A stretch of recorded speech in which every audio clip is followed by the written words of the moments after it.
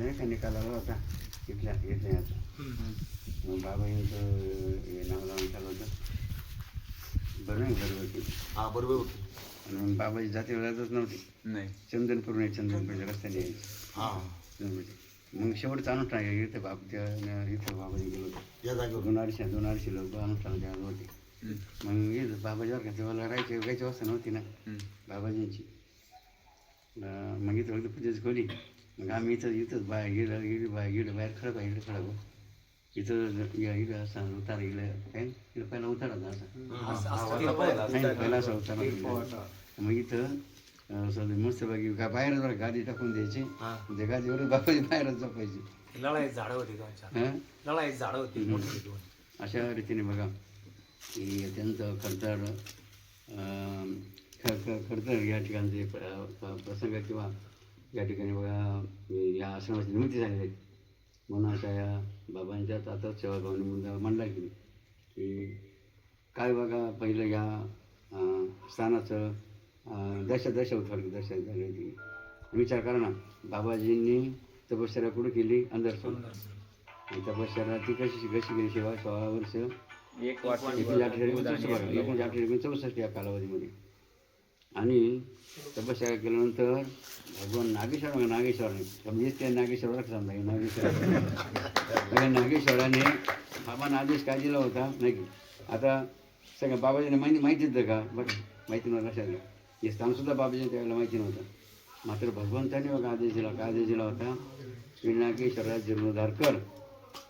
काय आदेश दिला होता बाबा नागेश्वराने. मग बाबाजीने तपास केला का तपास केला. आणि मग बाबाजी या ठिकाणी एस टी येवल्याला गेले. येवल्यावरती एस टी स्टँडवर थांबले. तिथं मग शंकर नावाच्या माणसाने काय म्हणलं बाबांना आणि बाबा तुला काही सांग मी घेतो तुम्ही घ्या म्हणे आणि मी तुम्हाला पोचून देतो कुठं जाते गावाला. मग ती एस टी बाबाजींना त्यांनी बसून घेतलं सामानासहित आणि मग इथं रस्त्यावर वगैरे जाते गावाला ते उतरले. मग उतरल्यानंतर तो शंकर म्हणून जो बाबाजी पोचायला होता ना तो कुठे गेला तपास लागण्यावर का. मग बाबांनी जायचं कुठे मग महाराजच्या मंदिरात राहिली. तिकडे मंदिरात बाबाजी त्या जात्रेच्या मंदिरात आले आणि त्या मंदिरामध्ये काही मंडळी काय करत होते बरं का त्यांचा कार्यक्रम चालू होता.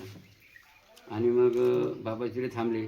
दुसऱ्या दिवशी सकाळ झाल्यानंतर बाबाजी त्यांना काय म्हटले म्हणे भाऊ मला डोंगरावर घाला म्हणे. आलं त्यांच्या नादामध्ये कुणी ऐकायला तयारच नाही. बाबाजी मात्र हट्टी. पुन्हा त्या लोकांना काय म्हणायचे बाबाजी त्याला काय म्हणायचे पुन्हा काय म्हणायचे भाऊ मला कुणी घाला. मग जगनबासारखे 2-4 जण काय म्हणले बाबा तिला करा मला कशाला मारायला जाते कारण परिस्थिती त्यावेळी कशी होती तिथं कोणीही मुक्कामी राहू शकत बरोबर ना. जो मुक्कामी राहिला राम बोलो भाई अशी अवस्था त्याच्या ठिकाणी व्यवस्था आहे. ज्यावेळेला बाबाजींना सांगण्यात आलं काय सांगण्यात आलं म्हणजे बाबा तिथे काय मारायला जाते की त्याला बाबाजी काय म्हणले भाऊ मी मारायलाच येईल म्हणे. काय म्हणले बाबाच्या लोकायला भाऊ मी मारायलाच येईल म्हणे. आणि मग बाबांचा हट्टीपणा बघून मग कोणी बैलगाडी तुम्ही ती गाडी आणलं बैल आणले अशी 3-4 दिवस सर्व साहित्य ना बैलगाडी झोपली. बाबाजीला बसवल्यानंतर खाली नाही का जागे आपलं पायथ्याशी आपली कमांच्या खाली पायथ्याशी बघा तिथं आणून सोडलं. आता बैलगाडी सोडल्यानंतर त्यांना तलप होती त्याने बैलगाडी सोडून दिली जे चालून घेतली त्यांचा कार्यक्रम चालू झाला. आणि मग त्यांनी विचार केला एकमेक काही चर्चा करायला लागली हे माहिती म्हाताऱ्याला आपण म्हणे गाडी बसून आणू म्हणे उचलून आपलं उयानं उचलून न्यावं लागलं ना कसं आहे करत फरक प्रश्न पडला त्यांना कोणता प्रश्न पडला इथं तर आपण गाडीत आणून सोडलं म्हाताऱ्याला पण वर कसं म्हणून करायचं हा प्रश्न आहे म्हणे की ते त्यांच्या चर्चा करायला लागली. चर्चा केल्यानंतर काय हरकत नाही चला म्हणजे जसं होईल तसं हो बघून. आणि मग ज्यावेळेला त्या बैलगाडी आली ना बाबा बघून राहिली आपण त्या म्हाताऱ्याला आणलं ते म्हातारा गेलो पुढं बरं का ते तिला जवळपास पाहायला लागली या झाडी त्या झाडीत पाय इकडे पाय तिकडे पाय त्यांना काही बाबा दिसले नाही. एका सहज असं वरती लक्ष गेलं खाली सर्व सर गेलं पहिला टप्प्यात पडला पहिला टावर त्याला बाबाजी कुठे दिसले पहिल्या टप्प्यात दिसले. आणि पहिल्या दिसल्यानंतर मग त्याची इंडिकेटर राईट लागली म्हणजे ज्या म्हाताऱ्याला चालता येत नाही त्याला आपण घरीच बसून आणलं ते म्हातारा पुढे पहिल्या टप्प्यात मी चालतो चांगलं लगेच मग लागले पळायला राहिलं. आता म्हातारा पकडू बरं काय घडलं बघा लक्षात घ्या. ज्याला ते पळत चालतं बाबाजीला पकडायचा मागच पळायचा येऊ लागले ना जोरात तर बाबा जेव्हा ती पहिल्या बाबाची पहिल्या टप्प्यात खालून निघाली. आता हे पहिल्या टप्प्यात बाबाला दुसऱ्या टप्प्यात नाही का काय ते पळत कुठं आले पहिल्या टप्प्यात ते बाबीला दुसऱ्या टप्प्यात ते दुसऱ्या टप्प्यात बाबीला तिसऱ्या टप्प्यात.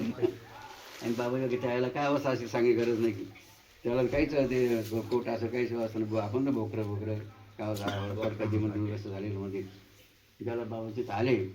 आणि नंतर बाबांनी काय केलं प्रदक्षिणा काय की प्रदक्षिणा सुरू केली. आणि ती बरं का लोटांगण घाली. कशी लोटांगण घाली बघा प्रदक्षिणा केली बाबा मंदिराला.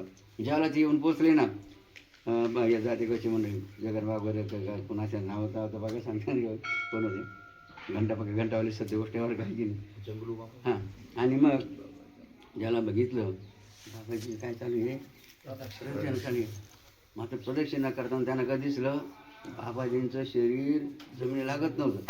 काय बघा लोटांगण तर चालू मात्र जमिनीला स्पर्श होत नव्हता. ज्याला असं दृश्य बघितलं विचार करा ना की जमिनीला तर स्पर्श होत नाही बाबांच्या शरीराचा आणि लोटांगण चालू आहे. म्हणून आणखी डबल त्यांचे इंडिकेटर लागले मात्र काय वेगळं दिसतं. आणि मग बघा त्या ठिकाणी संध्याकाळची वेळ झाली होती. आणि मग बाबांच्या नेत्याने मग गेले बाबाजी कुठं मंदिरामध्ये हे बाहेरच बसले. त्या ठिकाणी मग बाबाजीने आरती सुरू केली बरं. आरती सुरू केल्यानंतर काय झालं त्या ठिकाणी वाघाने डरका त्याला वाघ होते वाघ बरं वाघाने डरकाळी फोडली. काय फोडली ज्याला वाघाने डरकाळी फोडली ना मी टरकली घाबरली. वाघ आता आपलं खाली पण बरं या भीती. मग कुठे पळाली मंदिरामध्ये पळाली. कुठे पळाली बाबाजी का मंदिरात पळाली. मंदिरात आल्यानंतर त्यांनी काय विचार केला बरं का काय विचार केला. आणि मध्ये गेल्यानंतर त्यांनी काय केलं बाबांची आरती चालू होती डोळे झाकून काढ. यांनी काय केलं मंदिरामध्ये गेले बाबांच्या पाठीमागून बघा काय केलं असं मिठी मारून बाबाजीनं पाठीमागून बसले. कारण त्यांचा काय विचार होता जरी वाघ मंदिरात आला पाहिजे बाबाला खाल्ला म्हणजे किती लोक काय पाहिजे असं अनेक वेळाचा या ठिकाणी प्रसंग की रोमांचकारी प्रसंग अनेक या ठिकाणी घडलेले आहेत. अशा भूमीमध्ये विचार करा की जी परंपरा बाबाजीने सुरू केली की किती वर्ष झाली त्या परंपरा झाल्या असेल आज की 64 नाही 64 साली सुरू झालं का 25 हां हां म्हणजे 61 वर्ष बघा या ठिकाणी या अनुष्ठान परंपरा सुरू झाले. पहिल्या अनुष्ठानाला कोण होते तुम्ही बघा साक्षीदार की 61 आता यांचं वय किती असेल 76 म्हणजे त्याला तुम्ही 15 वर्षाची होती आहे ना.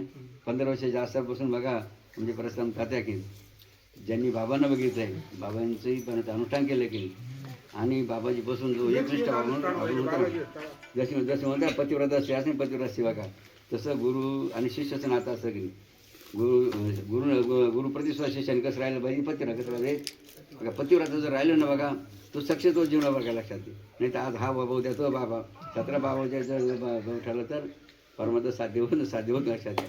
अशा अनुषंगाने ज्याच्यानंतर जर तात्याजवळ एकनिष्ठाचा अभिनय असो या ठिकाणी नागेशजींनी ज्यावेळेला जर काशीचा सोहळा पार पडला मग आता पुढे जाऊन कोणती बघा आपल्याकडे मग त्याला लोकांच्या